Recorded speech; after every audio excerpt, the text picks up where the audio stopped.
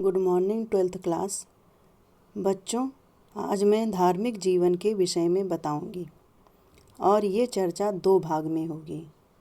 ये धार्मिक जीवन का पहला भाग है, दूसरा भाग अगली वीडियो में पढ़ाऊंगी। बच्चों, जैसा कि मैं लगातार बताती चली आ रही हूँ कि हड़प्पा सभ्यता में लिखित साक्ष्यों का पूरी तरह से अभाव है। हम केवल पुरातात्विक साक्ष्य के आधार पर इस सभ्यता के धर्म के सिर्फ स्वरूप का अनुमान लगा सकते हैं। बच्चों, किसी भी धर्म के 2 स्वरूप होते हैं, पहला क्रिया पक्ष और दूसरा सिद्धांत पक्ष। क्रिया पक्ष में धार्मिक कर्मकांड, धार्मिक अनुष्ठान तथा धार्मिक विश्वास आते हैं। सिद्धांत पक्ष में दार्शनिक मान्यताओं को हम रख सकते हैं। बच्चों, पुरातात्विक साक्ष्य से हम केवल किसी धर्म के क्रिया पक्ष को समझ सकते हैं। सैद्धांतिक पक्ष को समझने के लिए हमें लिखित साक्ष्य की आवश्यकता होती है, जिसका हड़प्पा सभ्यता में पूरी तरह से अभाव है। बच्चों, अब हम आते हैं सिंधु सभ्यता के धार्मिक जीवन पर। तो आपको बता दूं कि यहाँ के पुरास्थलों के उत्खनन से प्राप्त विभिन्न सामग्री द्वारा यह सिद्ध हो चुका है कि इस सभ्यता के धार्मिक जीवन की परंपरा काफ़ी लंबी रही होगी। बच्चों, यहाँ यह बताना जरूरी है कि किसी भी संदेह स्थल से किसी भी मंदिर आदि के अवशेष नहीं मिले हैं। लेकिन बच्चों, इसका मतलब यह नहीं है कि हड़प्पा के निवासी किसी ईश्वरीय सत्ता में विश्वास नहीं करते थे। हड़प्पा सभ्यता के निवासी ईश्वरीय सत्ता में विश्वास करते थे। बच्चों, धार्मिक जीवन के अंतर्गत हम निम्न बिंदुओं की चर्चा करेंगे, जो आपके स्क्रीन पर दिखाई दे रहा है। पहला है मातृ देवी की उपासना, दूसरा परम पुरुष की उपासना, तीसरा लिंग एवं योनि पूजा, चौथा वृक्ष पूजा, पांचवा पशु पूजा, छठा जल पूजा, सातवां नाग पूजा, आठवां सूर्य पूजा और अग्नि पूजा। इतने प्रकार की उस समय पूजा की जाती थी। बच्चों, जो पहला टॉपिक आपका है, क्योंकि इस भाग में हम सिर्फ 3 टॉपिक पर हम लेक्चर देंगे। एक पहला मातृ देवी की उपासना पर, दूसरा परम पुरुष की उपासना पर और लिंग एवं योनि पूजा की। तो जैसा कि आपको स्क्रीन पर दिखा है, पहला जो बिंदु है वो मातृ देवी की उपासना है। बच्चों, हड़प्पा निवासी मातृ शक्ति की पूजा सर्वप्रधान थी उस समय। हड़प्पा, मोहनजोदड़ो, चाहुंदड़ो आदि स्थलों से बहुत अधिक संख्या में नारी की मृग मूर्तियाँ मिली हैं। बच्चों, हड़प्पा से प्राप्त एक मुहर पर स्त्री के गर्भ से पौधा निकलता हुआ दिखाया गया है उसमें, जो संभवतः इस ओर इशारा करता है कि ये पृथ्वी को उर्वरता की देवी मानते हैं और इनकी पूजा करते थे। जिस तरह मिस्र में लोग नील देवी की पूजा देवी आइसिस के रूप में करते थे। बच्चों, एक मुहर मिली है जिसके ऊपर पीपल के पेड़ की 2 शाखाओं के बीच एक नारी का चित्र है और पेड़ के नीचे एक मानव एक बकरा लिए खड़ा है और मनुष्यों की भीड़ लगी हुई है। इससे यह अनुमान लगाया जा सकता है कि इस बकरे की बलि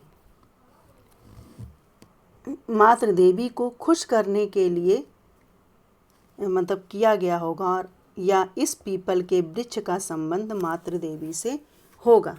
बच्चों, ऐसी बहुत सारी मुहरें मिली हैं जो यह साबित करती हैं कि हड़प्पा सभ्यता में मातृ देवी हड़प्पा सभ्यता की प्रधान देवी रही होंगी।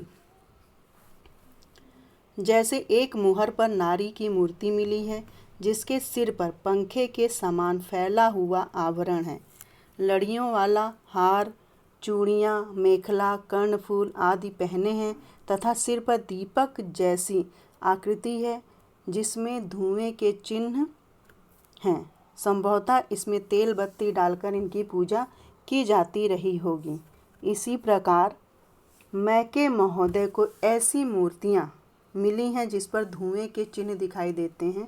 संभवतः देवी को प्रसन्न करने के लिए उनके सामने धूप आदि सुगंधित द्रव्य जो है जलाए जाते रहे होंगे, ऐसा अनुमान लगाया गया है। इसके अलावा बच्चों, बलूचिस्तान से नारी के रौद्र रूप की मूर्ति मिली है, जो इस ओर संकेत करती है कि हड़प्पा के निवासी मातृ देवी के सौम्य और रौद्र दोनों रूपों की पूजा करते थे। बच्चों, अब आते हैं हम दूसरे टॉपिक पे, परम पुरुष शिव की उपासना। बच्चों, हड़प्पा सभ्यता में मातृ देवी की उपासना के साथ साथ हमें परम पुरुष देवता की उपासना के भी प्रमाण जो है मिलते हैं। हमें मोहनजोदड़ो से प्राप्त एक मुहर प्राप्त हुई है और जिसमें योग की मुद्रा में विराजमान एक त्रिमुखी पुरुष का अंकन है।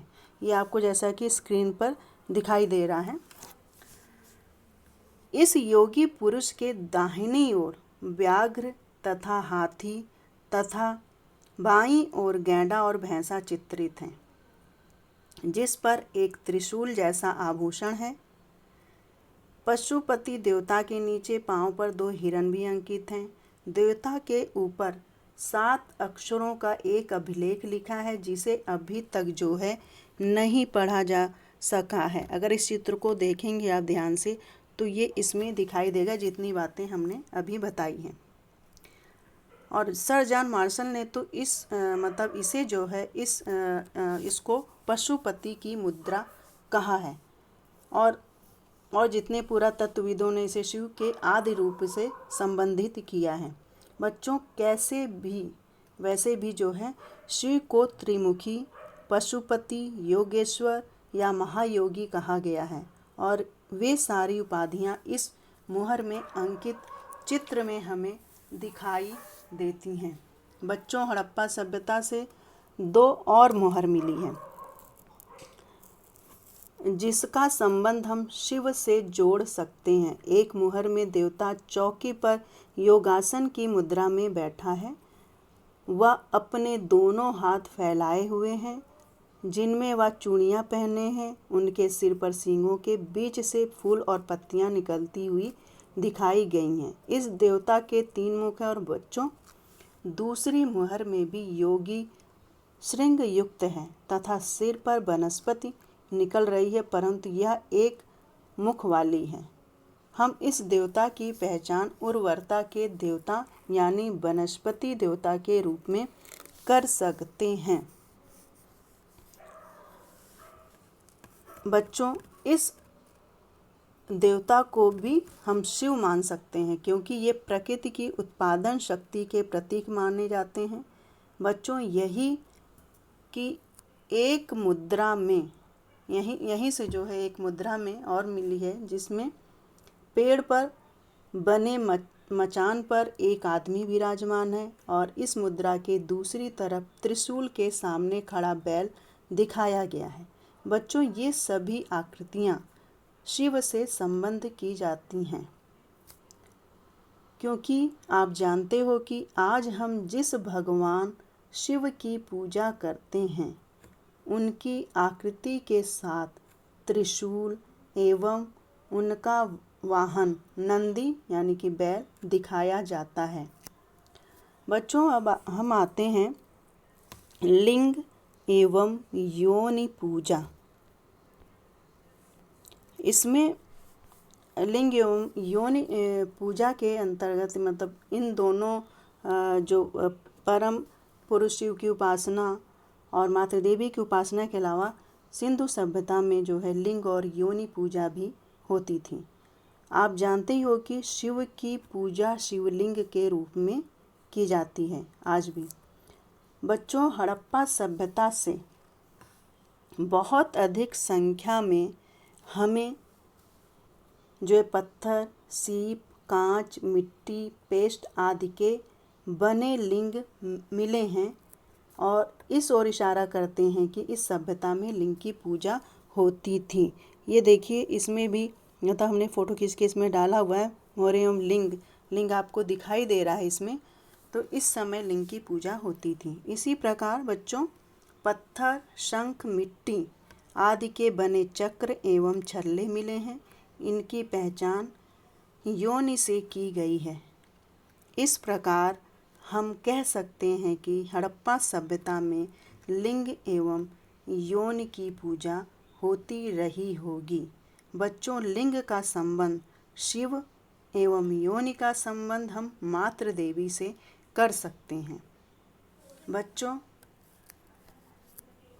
अब हम अपनी वाणी को विराम देना चाहते हैं और हम यह कह सकते हैं कि हड़प्पा सभ्यता में मातृ देवी की पूजा के साथ साथ हम शिव की पूजा भी परम पुरुष के